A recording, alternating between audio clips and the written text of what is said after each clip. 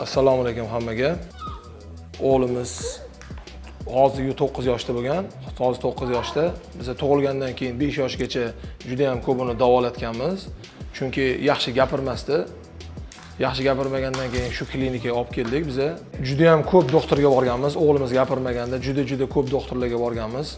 Hamma har xil tashxis bergan, kimdir DTP degan, kimdir gapira olmaydi. Endi buni maxsus bog'chaga berasiz degan. Keyin buni maxsus maktabga, ya'ni nogironlar maktabiga berasiz, juda qiynalasiz degan, lekin alhamdulillah hozir hammasi joyida.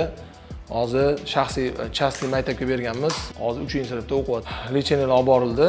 Hozir hammasi joyida. Hozir mana 9 yosh, hammasi joyida. Mana hozir kichkina o'g'limizni Muhammad Safoni olib keldik. Bu ham hozir 1,5 yoshar, 2 yoshar bo'ladi yaqinda.